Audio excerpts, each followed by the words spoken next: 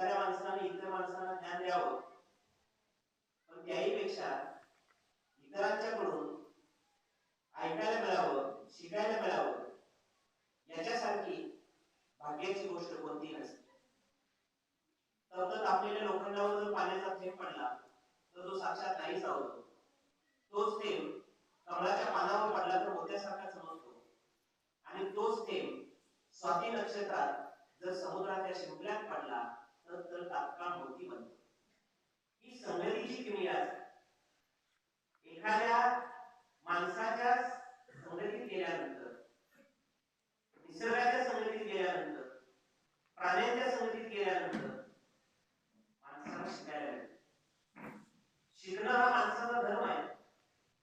जे काही आपण शिकतो ते आयुष्यभर घेऊन पुढे जातो, त्यावेळेला जीवनाचं सार्थक होतं, जीवन परिपूर्ण होतं. माझ्या आयुष्यात नव्हे, कोणत्याही माणसाच्या आयुष्यात आम्ही कुठं होतो आणि कुठंपर्यंत पोहोचलो याचा आढावा आजच्या कार्यक्रमाचे अध्यक्ष आदरणीय के.आर. पाटील साहेब यांनी व्यक्त केला. या कार्यक्रमाचे अध्यक्ष म्हणून त्यांनी आता जे मनोगत व्यक्त केलं आणि त्यांनी ज्या अपेक्षा व्यक्त केल्या त्या खरोखर तुम्हाला पुढच्या दिशेनं घेऊन जाणार आहे. मी असं म्हणतो की माणसानं नेहमी सकारात्मक विचार करावा, पुढे बघून चालावं. संस्कार नावाची गोष्ट प्रत्येकाच्या आयुष्यामध्ये येत असते. मला एकदा सगळ्यात जो आनंद झालेला आहे तो फक्त पहिल्यांदा व्यक्त करतो की ही जी लहान मुलं गेली तासभर इथं ऐकण्यासाठी उपस्थित आहेत.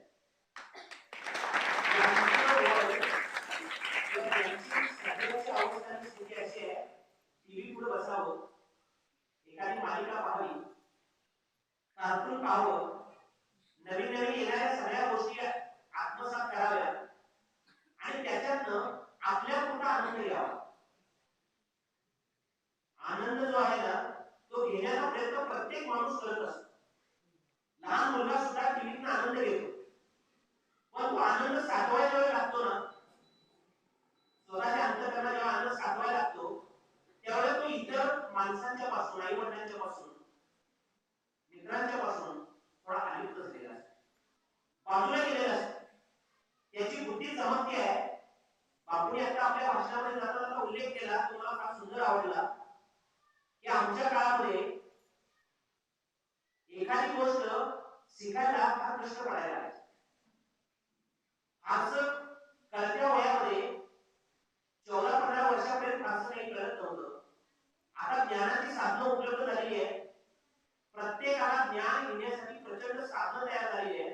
अशा परिस्थितीमध्ये मुलगा ज्यावेळेला परिपूर्ण होतोय, मुलगा ज्यावेळेला प्रगल्भ होतोय, त्यावेळेला तो निश्चित कोणत्या दिशेने जातोय हे मात्र माहित नाही.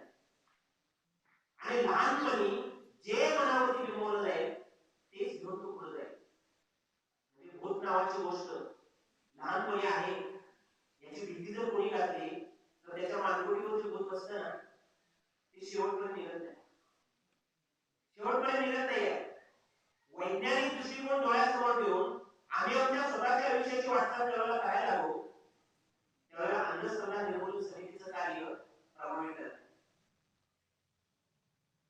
बातमी ज्यावेळेला मी वाचली ना त्यावेळेला मला इतका आनंद झाला, अरे पाडळीसारखं गाव मुंबईतल्या माणसाला विचार करायला हवा.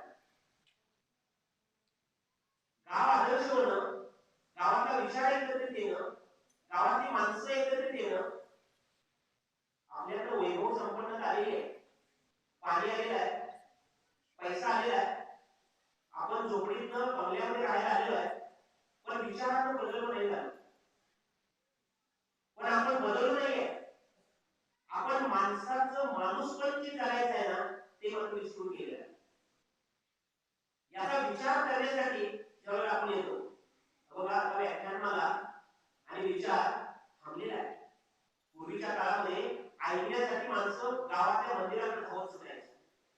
एखादा कला प्रकार आल्याचं म्हटल्यानंतर, कुणीतरी काहीतरी सांगण्यासाठी आले म्हटल्यानंतर, यात्रा जत्रातून ज्यावेळेला एखादा करमणुकीचा कार्यक्रम यायचा त्यावेळेस माणसं शेतात आपलं स्वतःचं काम सोडून गावातल्या मंदिराकडे धावत सुटायची.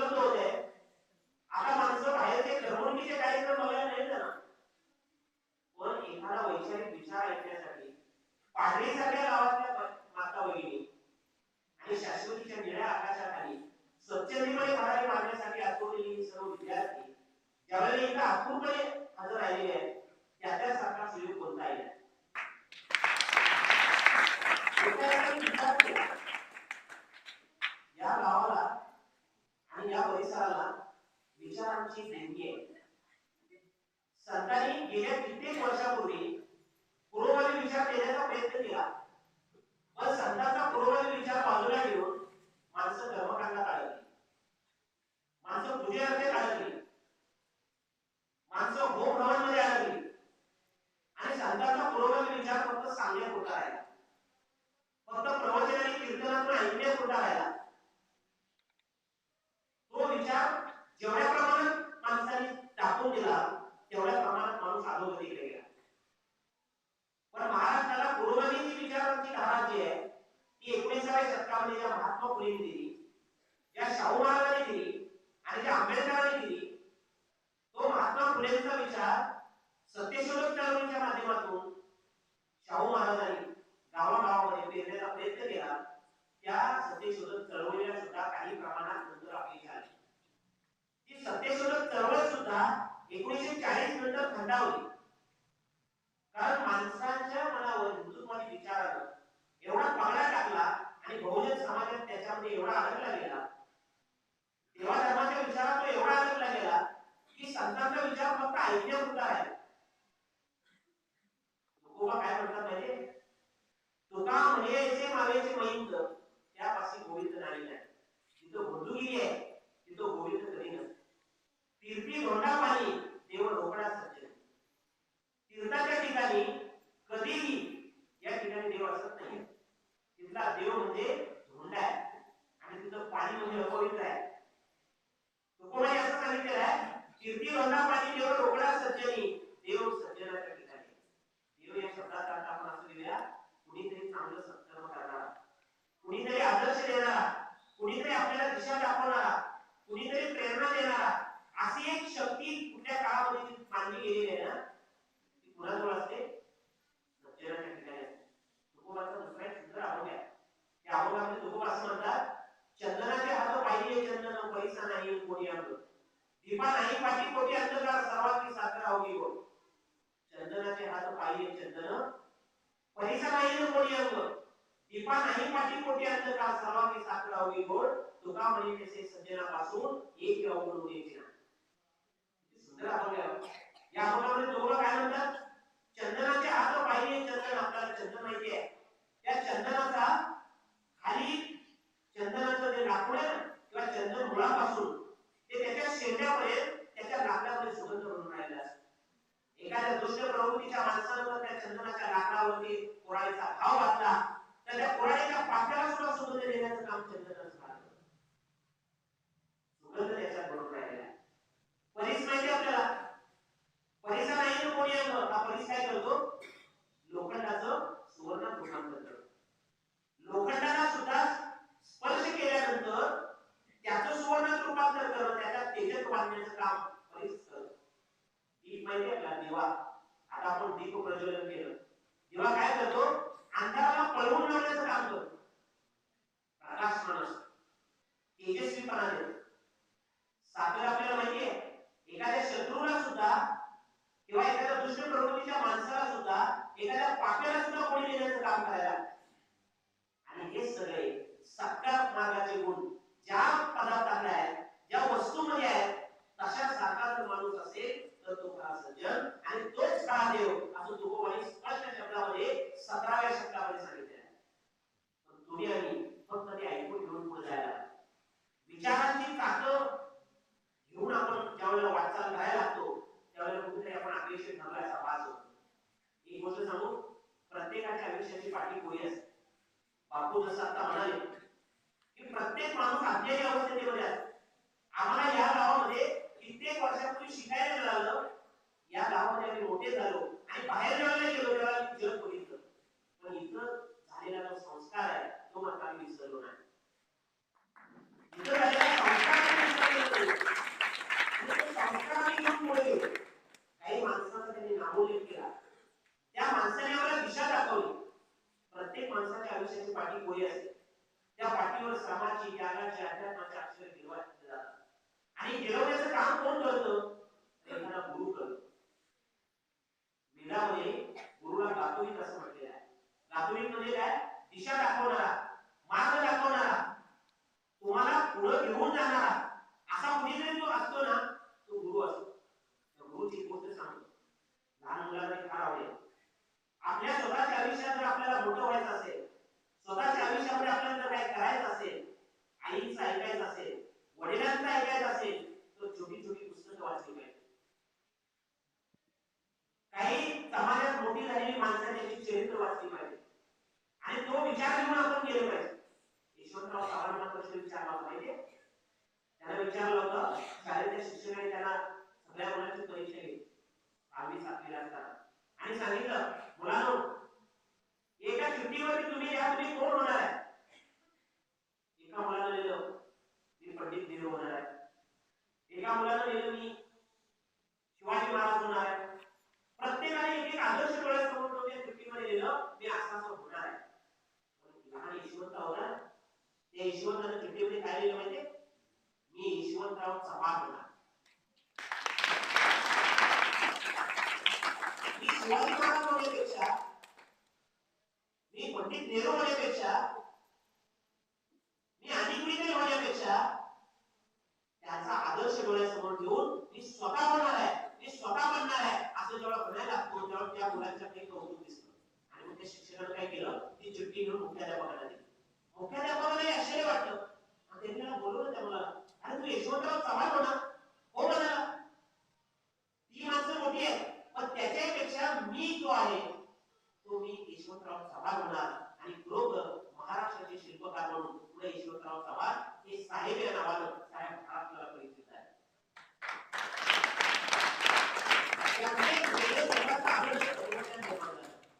स्वतःचं एक जीवन चरित्र निर्माण झालं स्वतःचं एक व्यक्तिमत्व बनलं आणि हा विचार घेऊन ज्यावेळेला आपण पुढे जाऊ त्यावेळेला आपण म्हणतो सॉक्रेटिस होता बघा एक तत्ववेत्ता होता. त्या सॉक्रेटिसनं आपल्या शिष्याला मृत्यूपैकी 4 गोष्टी सांगितल्या. त्या 4 गोष्टी तुम्हाला सांगतो आपल्या स्वतःच्या आयुष्यामध्ये ते 4 गोष्टी जर घेऊन आपण पुढे गेलो ना तर आपल्या जीवनाची पाठी खरोखर प्रभावी बनण्याशिवाय राहत नाही. आपलं व्यक्तिमत्व खरोखर संपन्न झाल्याशिवाय राहणार नाही. सॉक्रेटिस असं म्हणाला 2 गोष्टी लक्षात ठेवायच्या 2 गोष्टी विसरायच्या लक्षात ठेव. त्याच्यापैकी 2 गोष्टी विसरायला तुला अगोदर सांगतो. कोणत्या 2 गोष्टी आयुष्यात विसराव्या आणि त्याच्यात एक गोष्ट आहे तुझ्याविषयी कोणी जर मत्सर करत असेल तुझ्याविषयी जर कोणी वाईट चिंतत असेल तुझ्याविषयी जर कोणी वाईट कृत्य करत असेल तर अशा माणसाला विसरून जा. का विसरून जा तर तुझ्याविषयी जर कोणी वाईट चिंतत आहे ते धरून जर तू बसलास तर त्याच्या विरुद्ध जर संघर्ष करायला तू लागलास तर तुझ्या स्वतःच्या आयुष्यामध्ये तुला काही देणार नाही. जे काही आहे ना त्या माणसाला विसरून जा. एक दिवस असं होईल तुझ्याविषयी जो वाईट कृत्य करतोय ना त्याला लक्षात येईल आपण काहीतरी चुकीचं करतोय आणि तुझी उंची एवढी वाढेल तुझा प्रतिस्पर्धी एक दिवस असा पुढचा होत आहे.